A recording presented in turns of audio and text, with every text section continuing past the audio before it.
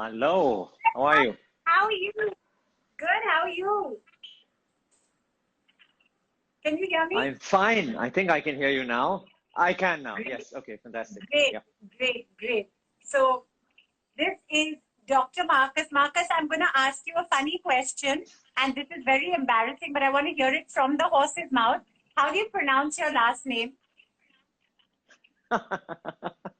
My surname is Rane. My wife and I were just talking about that because I pronounce it differently than she does. So she was asking me, how do you actually pronounce your surname? It's Rane. Rane. Okay, so this is, yeah. So I didn't want to say the wrong thing because my husband and I also had a similar conversation where we went from Rani to Rani to Rane, and of course your wife and you obviously would know best. So thank you for letting me know, Rane. So we've got Dr. Marcus Rane here, and for those of you on YouTube and Facebook, I'm just going to show you him that he's actually there. Sorry, Doc, this is a strange thing I do because as most of us, these are at home one-man teams. So my setup is very amateur, but I am live on all platforms. Although I'm only speaking on YouTube, and then it will be edited and put on Instagram, on Facebook. Sorry, I'm on Instagram. It will go on YouTube as well. So everyone who's here, Dr. Marcus, as I just said, is a champion of well-being. He's the author and founder of this wonderful book, The Human Edge, which I have actually read, and I'm very impressed. I have, I'm going to ask you a little bit about that as well.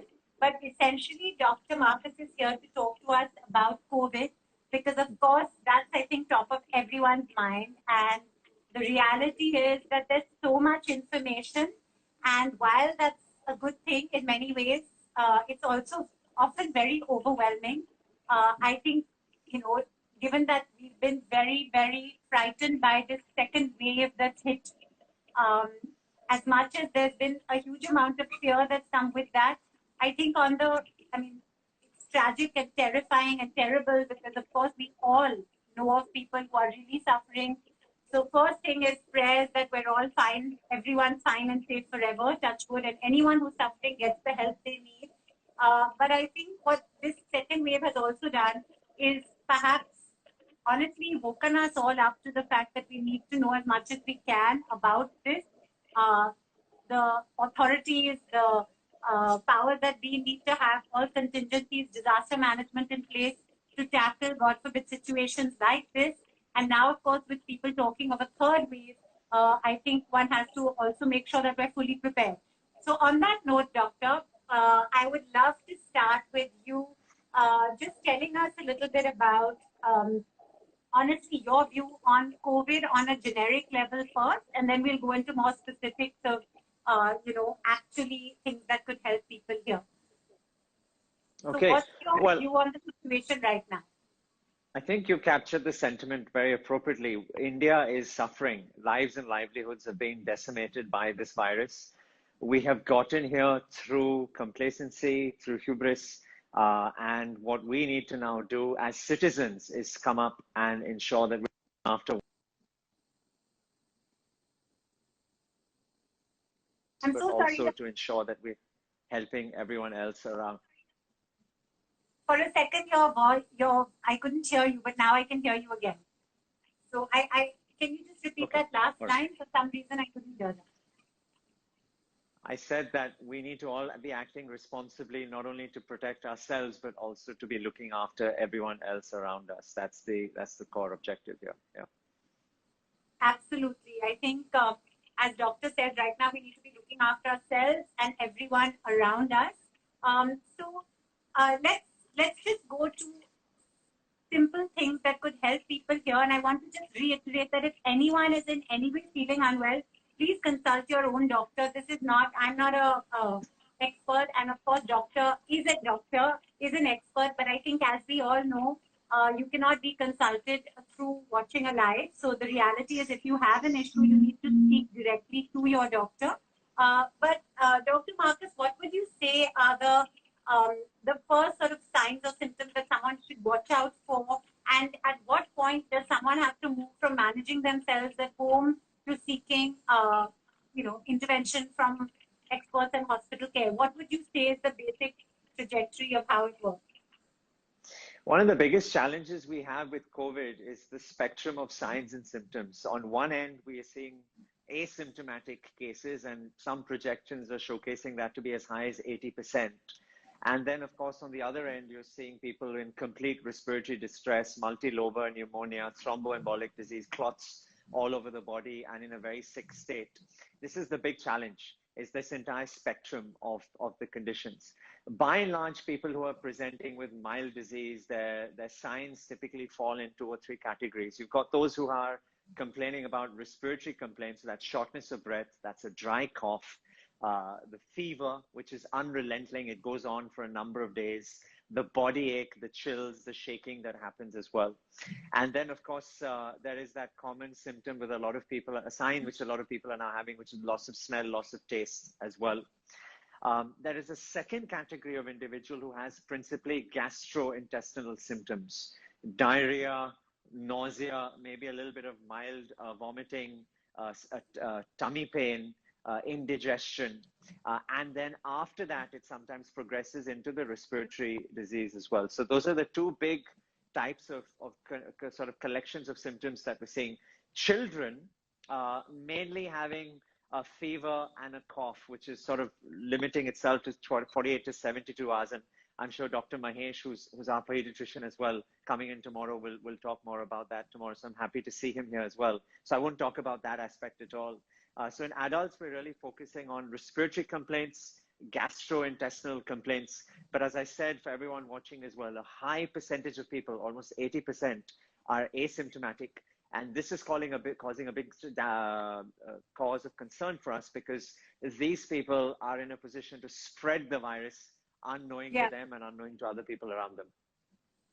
No, absolutely. So that was really, really informative, and it actually encapsulates to a lay person how complex this is, because the spectrum of symptoms is so wide that it's very hard, I guess, to pinpoint.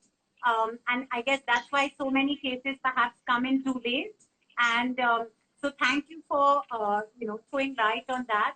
So now, going back to, we are now in the 2nd year of this awful pandemic. And while, I keep reminding myself that we did have a brief period of a few months where things did look better, and I keep reminding myself, and our children, in fact, I always find kids are so inspirational because they seem to really be resilient and adaptable, and they remind us that they did play dates, they did other things. So do you think, as much as we're hearing such awful news and the mutation is worse now and all the rest of it, do you think the fact that we've been through this whole year, there's also a lot more knowledge to be able to actually, honestly, combat this spike better? I'm not talking about the resource shortage, because that's another point which we'll come to. But in terms of actually being able to, the fact that now you could list out all the symptoms and what they are, whereas last year this was all something we were, grappling with. Do you think we're in a better position now to honestly combat this, and the fact that there might be more new mutations coming up? Yeah, I think the knowledge has enhanced and increased exponentially from where we were last year, that's for sure, both in terms of recognition, in terms of testing, in terms of management. The fact that we now have 10 candidate vaccines, which are being rolled out, more now, 12 or 14 of them in different parts of the world. It's been an incredible testament to the work the scientific community has done in the last 12 months, and that knowledge will continue to increase. The problem is, and I keep reminding people, is we are chasing a moving target. This virus, its pure raison d'etre is to survive, and it survives by mutating and constantly adapting itself to withstand the pressures, the evolutionary pressures which are being put on that virus. And by that, I mean the host, which is ourselves, the treatment that we're creating, and of course the vaccination. So the more we try and do, the more it's going to try and adapt itself, which is why we need to be aggressive. We can't let our guard down. We've seen the consequences of doing so, what it's done to a country like India, Brazil, the US in the early days, etc. And this needs to be a globally concerted effort to get over this and ensure that all 8 billion people are vaccinated as quickly as we can over the next 3 years. Absolutely. So that's Dr. Marcus saying that we need to ensure that everybody is vaccinated.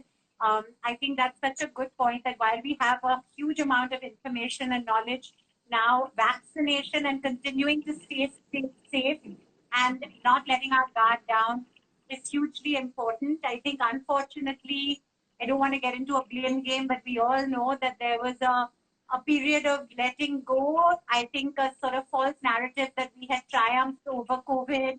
I mean, I think many of us were victims of falling for that. And I remember my sister lives in England, I'm half English, and I remember saying, when we were out on play dates, and of course staying careful, but I remember saying, oh gosh, maybe the Indian immunity, we were believing that maybe India wasn't going to have a second wave. So I think there's been a huge learning.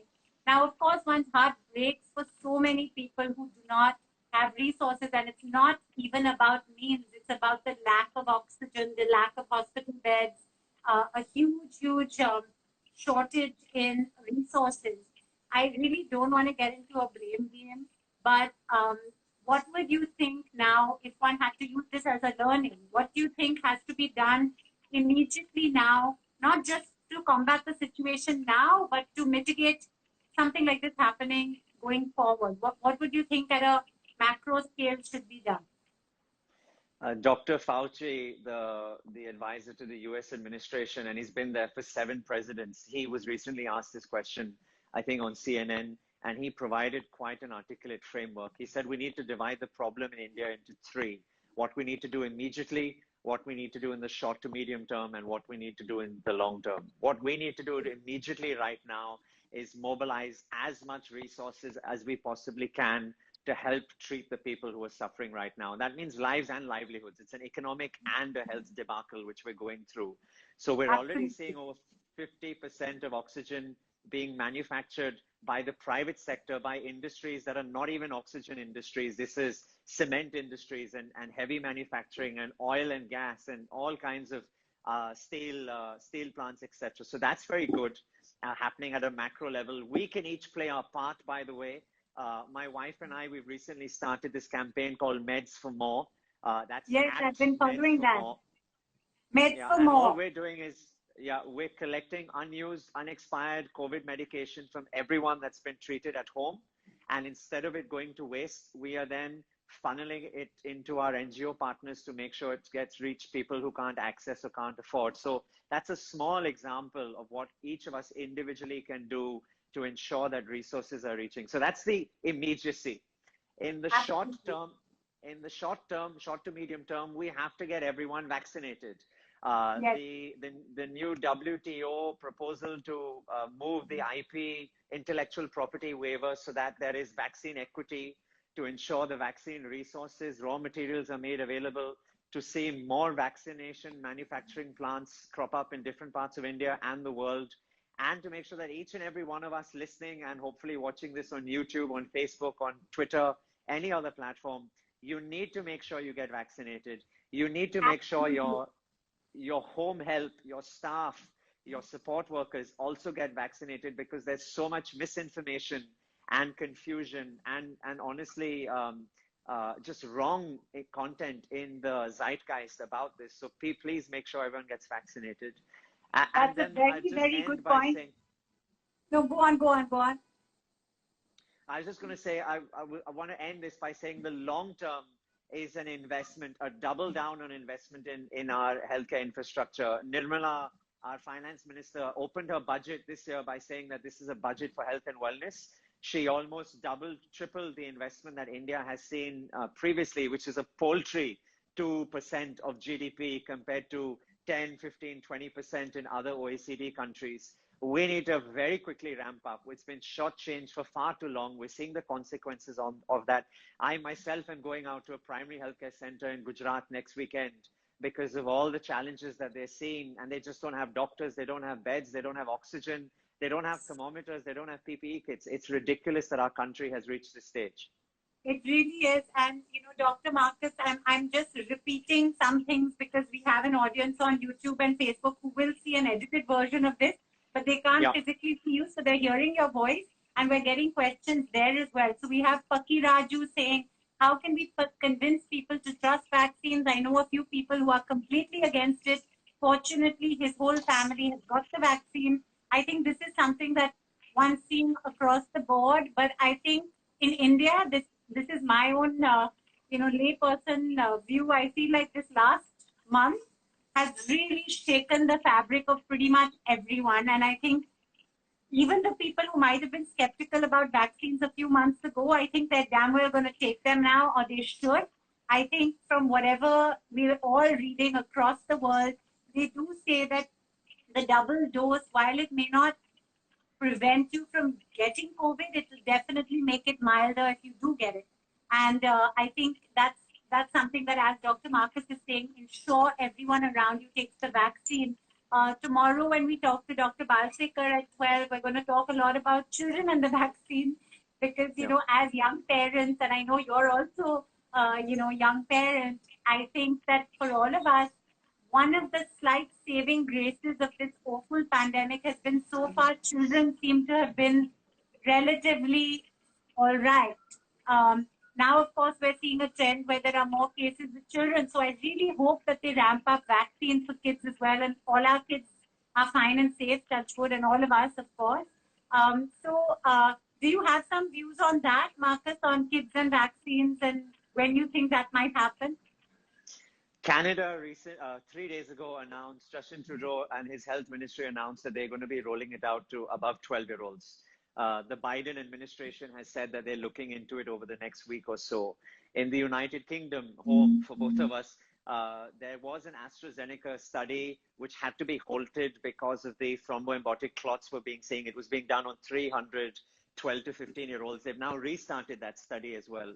So I'm very hopeful that in the next 3 to 4 months, we have got enough efficacy data on Moderna, on Pfizer, but also AstraZeneca and some of the older technology vaccines, such as the Bharat Biotech, the Sputnik vaccine, etc., which we have available in India. I'm sure Dr. Balsekar will talk more about this tomorrow. But yeah, you're absolutely right. We need to ensure that that is happening. And in fact, one of the many disgruntles that I have with our current policy is why we have decided to prioritize the hospitality industry or other types of sectors as opposed to the education sector, because in my view, that the effect is having.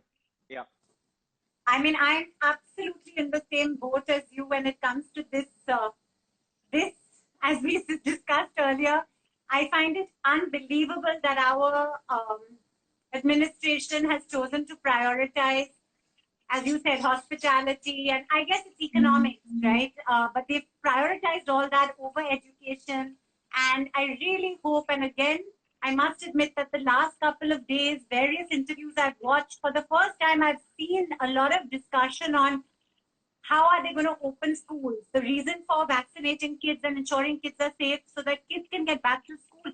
It's the first time in the whole year that I'm hearing more conversations about the kids needing to be back at school. As a young parent, to me, while of course I pray that we're all fine and safe, touch wood, and that people, economically the country's all right, I actually think that our children are so privileged to have online school, and even that we're so fed up with.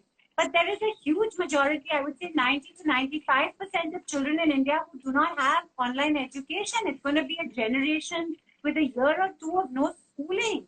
I mean, the long-term effects on the country are going to be huge if they don't figure this out. So I completely agree, Doc.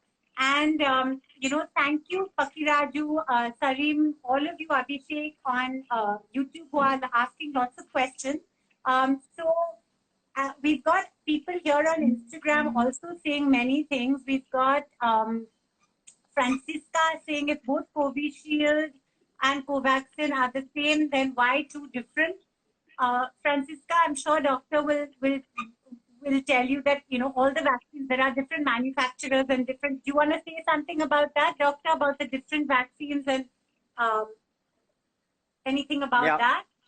Yeah, largely globally, they're divided into two types of vaccines. You've got those which are using an mRNA platform, which is a very new gene-based technology. And then you've got the older types, which typically, as we have had vaccines growing up, take a particular virus, they either make it less harmful or they kill it and they put it into another vector and then they inject it into the body. So Moderna and Pfizer, these are the ones that are using the mRNA platform, whereas all the other ones, particularly the ones we have in India, which is the Bharat Biotech, AstraZeneca, and now the Sputnik one, that's using the older types of technology. So that's one distinction. The rest are just different brands, different companies doing their own thing, as you have with any types of paracetamol comes in a dozen or 2 dozen different flavors and brands. Yeah. Yeah, so that was that question. Then we've got Dhariwal saying, why is the vaccine short in Mumbai? Any views on that? Again, this is very tragic about the vaccine rollout program. Having said that, not to just to be devil's advocate, the reality is many countries are actually going slow, and as much as, yes, I do wish it was better here, I don't think it's only India where there's this lag. I mean, it's a huge population, but do you have some views on that, the vaccine rollout program? No, it's a combination of supply chain challenges, of political things, which I won't get into, but also our complacency. You know, honestly, right from when the vaccine started, I was telling everyone around me, go and get vaccinated. Even if you weren't in the age bracket, they were giving it to people because we couldn't afford for those vials to get wasted. People did not go, and now suddenly everyone wants it, and there are huge queues. So it's our fault as citizens as well that we've reached here. Absolutely. So I don't know if you guys heard that on YouTube, on Facebook, but doctor was saying that, you know, unfortunately, when the vaccine rollout program began, centers were going empty. People were reluctant to take it. And now, of course, everyone's rushing to take it, and the demand and supply issue. But let's hope that that gets resolved soon as well. And then we've got Dhariwal saying, when will the pandemic end? Please tell us if you can answer that. I will give you whatever you want. Dr. Zarir Udwadia was interviewed on the BBC last week, and he said we are 600 days away from reaching herd immunity in India. Yeah, I know. That is quite terrifying. I did hear that interview as well. But, you know, I think in all this, all of us, I guess, have to stay optimistic that things are going to get better. And that hopefully, if all these things that we do, taking the vaccine, continuing to stay safe, the world, as you said, this is not just India's problem. It's the world, right? This virus is not actually specific to one place. You know, my sister and me are in obviously daily contact, and just yesterday she told me there are now 500 or 600 cases of the Indian mutation in the UK. So, I mean, it's not that one can go somewhere and be safe, because the world is one. I think this is, you know, if one has to learn lessons from it, it really is that nobody is really isolated. No country is really isolated. We all have to help each other and work together. When we were in a relatively good position, the UK was spiking and they were all in lockdown. So I think it is, you know, something that connects everyone in a way as well. We have Paki Raju asking that he'd love to know what the book is about. So I'd like to say that I, of course, will leave that to Dr. Marcus, but I've been very impressed. Firstly, I have no idea in how how such a young man has done so many things. How on earth, from summiting Mount Everest with one of the biggest medical groups to get there, to you know, being in the Arctic, to being at NASA, to doing all these things. And from what I've understood as a layperson, how the human body is just so incredible of how it adapts to extreme situations that you may put it in. And I think you wrote this book way before perhaps COVID, and yet oxygen was very much on your mind. And I find that a very interesting thing, because, you know, my father had emphysema and he was on oxygen for 10 years. In fact, under Dr. Farooq Udwadia, and, you know, they worked together to keep him alive for 9 years longer than initially imagined. And doctors, oxygen, and his own willpower played a huge part in doing that. But frankly, because I was so aware of his dependency on oxygen, BiPAP machines, concentrators, cylinders, it's so weird suddenly seeing all this in the public domain. I feel like, oh my gosh, you know, Daddy, how would he have managed if suddenly he didn't have oxygen? It would have been fatal, you know? So when I hear these stories, I'm like, oh my gosh, even half an hour without the oxygen you need kills you. So please tell us a little bit about how oxygen and the human edge actually came about, and how did you do this way before COVID became a thing? I've always been fascinated by the human body. My career began, I was in the Royal Air Force when I was doing my first degree in London at UCL in physiology. And that's when I started to observe these incredible fighter pilots make these difficult decisions with ultra focus and precision under some of the most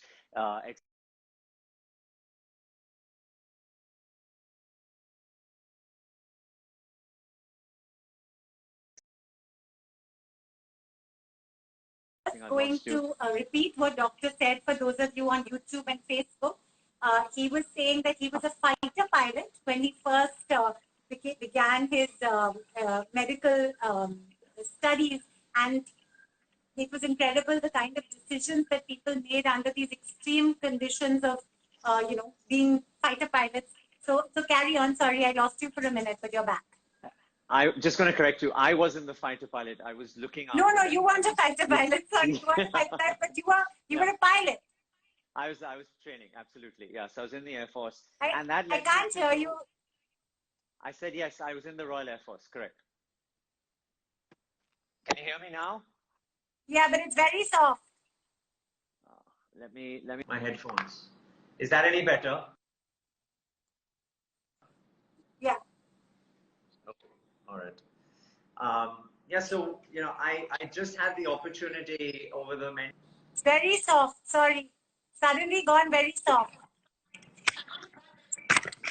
Let me bring the phone closer to me. Is that any better now?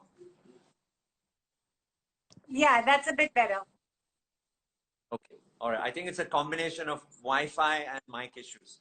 Can you hear me now? I can hear you, but it's not very loud. But I can hear you. I can hear you. Okay.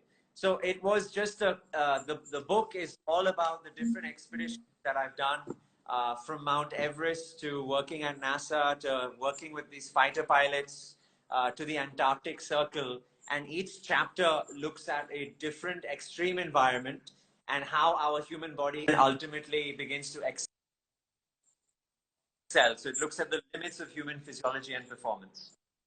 Wow, that's amazing. So I couldn't hear very clearly, but the book actually looks at the incredible physiology of the human body and how it adapts to extreme circumstances, right from being in the South Pole to, being underwater, being a fighter pilot. So it's really fascinating, guys. Go check it out. It also gives you a lot of hope of what the human body is able to do. And I think that's something that right now we all need to hear, because, every day I find myself, and thank you very much. Thank you very much. Shruti said that she loved my last post because I wrote a post with thank you for saying that, Shruti Gopinath, because I wrote about the fluctuating emotions that many of us feel. 1 minute you're feeling really quite low, and then you're feeling really sad by all the stuff that's so tragic going on, and the next minute you're full of optimism and hope, and the next minute you feel like things are going to be fine, and then again you go back to feeling what's going on. So I think these fluctuating emotions really sometimes are quite distressing, but I think when you realize how resilient the human body is, and this is at some level this is, I guess, an example of the human edge. If you had a chapter on COVID, you would probably be able to explain how physiologically the body gets through it. So let's hope that we all get through this time fine and safe, touch wood. And lots more questions,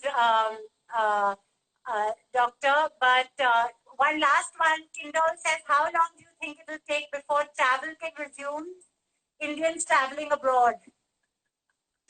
I won't guess that, but I'm pretty sure 2021 will be a challenge for us. Yeah. So doctor said he can't answer that completely, but he pretty much thinks 2021 will be at home. At home in this beautiful. So much for us to see and do here, by the way. We don't need to go abroad. Yeah, there's so much for us to see and do here. Absolutely. Somebody else is saying, can people with heart diseases get the vaccine? That's Yes. Faiz is saying. No, yes. So anyone with any chronic condition can have it. It's currently in India, the only two types of people which we are suggesting don't have it is for breastfeeding and people who are pregnant. And I'm sure Dr. Mahesh will talk more about that tomorrow as well. Otherwise, there are no major significant contraindications. In fact, if you have a chronic disease, you should get the vaccine because you are more at risk and so you need to be protected better. Thank you. So doctor said that there was a question about if you can take the vaccine if you've had heart disease. And doctor saying, in fact, you should take it if you have a chronic condition. Everyone can take the vaccine.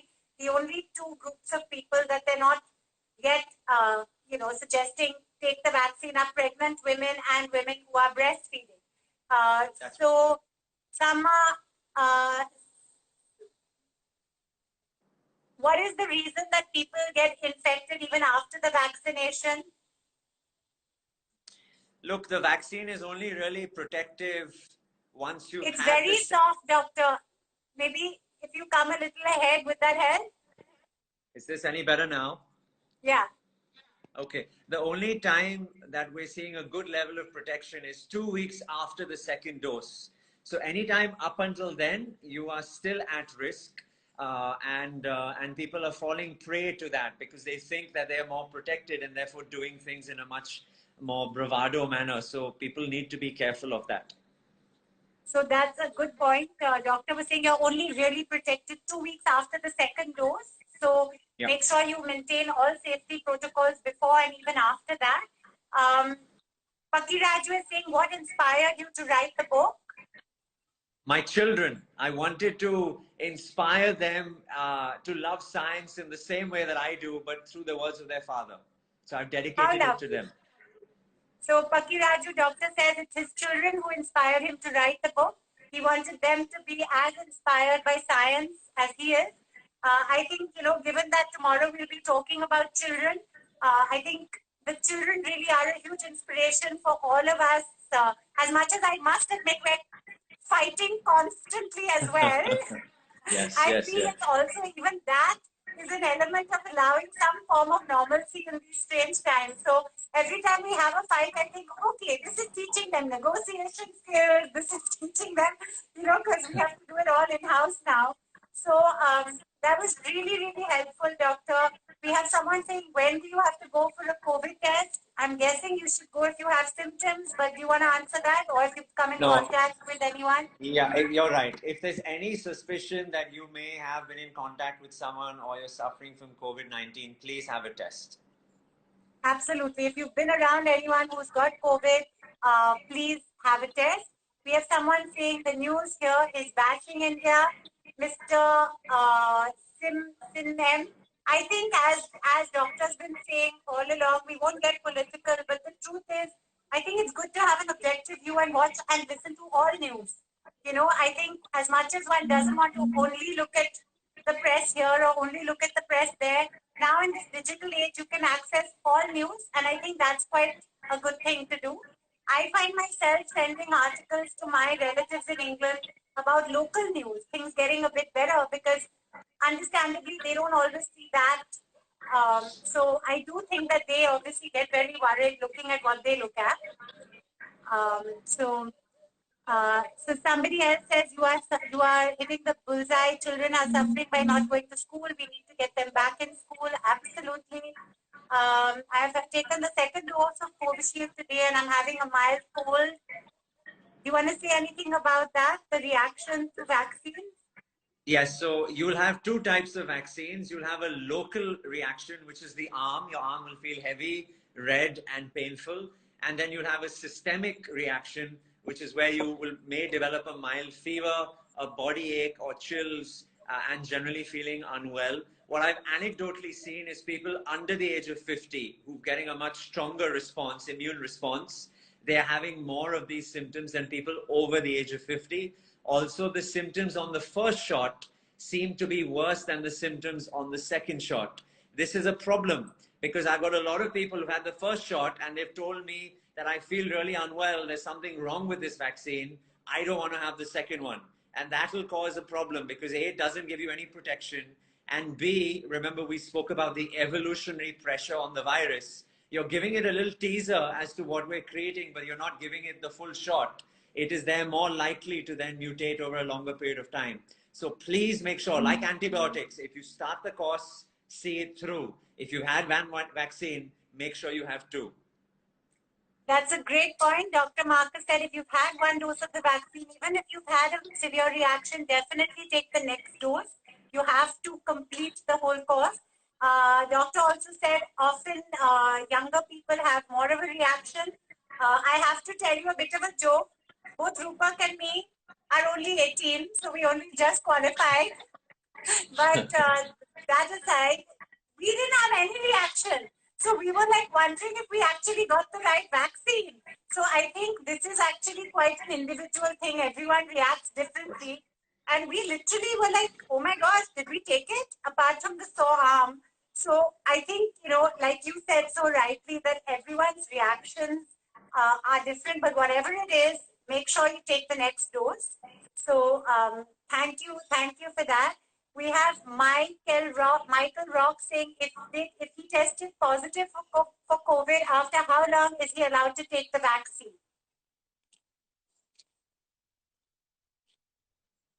Can you repeat that question again?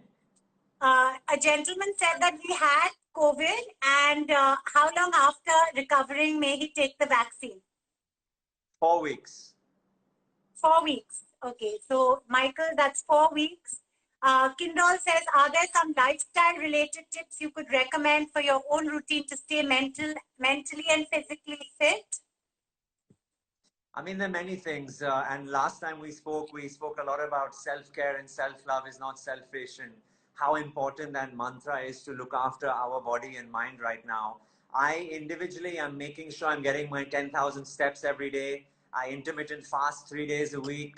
I've off sugar almost completely. I sleep 7 to 8 hours every day. So I'm doing all the simple things to make sure I'm taking all my vitamins and minerals and supplements. So any little thing helps right now, but I will tell people that none of this is a substitute for proper medical therapy if you fall unwell. So you can use it to augment your journey of health, but please do not use it as a substitute. There are proper medications which are now available. So consult your doctor and make sure you're taking them for yourself and your family. That's a very good point. So Dr. Marcus was saying, while there are lots of things we can all do to keep ourselves physically and mentally fit, touch wood, as we've been saying, whether it's consistent exercise, eating well, sleeping well, surrounding yourself with love, your family, your kids, all these things definitely help us. Laugh.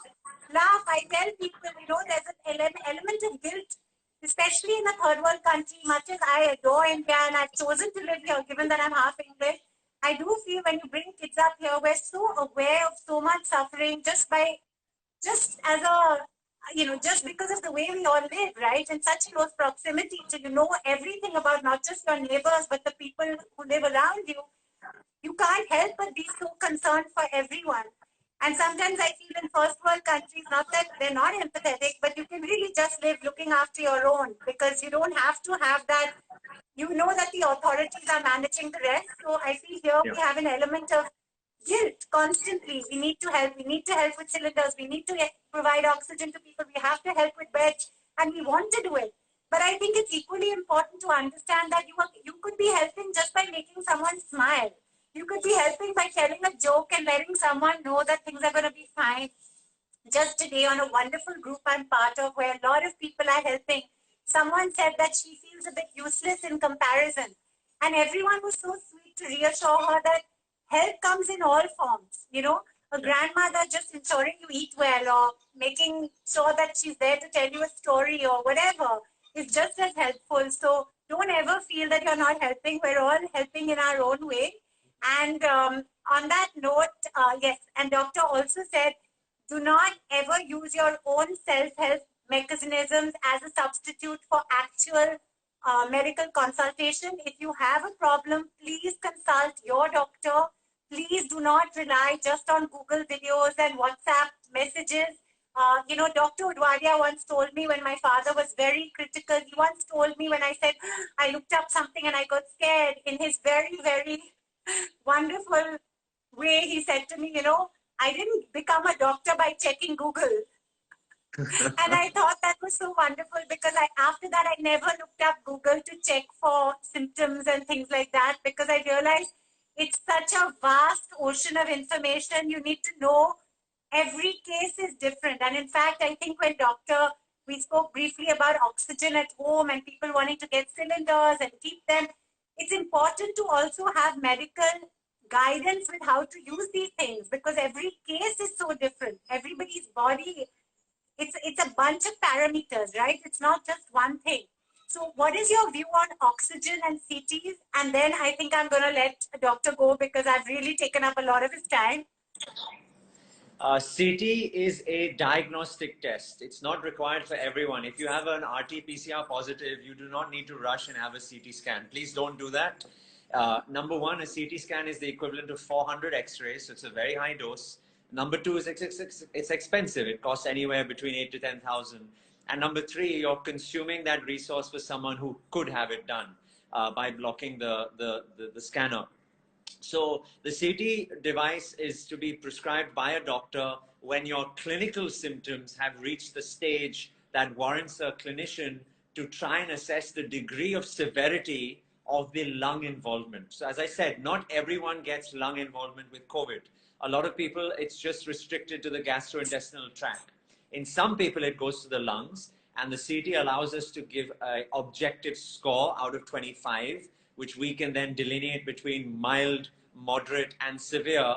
And that will guide us to say whether this person needs to start steroids, whether we need to consider home oxygen, or whether we need to consider hospitalization for a more aggressive form of therapy like tocilizumab or remdesivir, or maybe a CPAP, BiPAP type of situation. Yeah.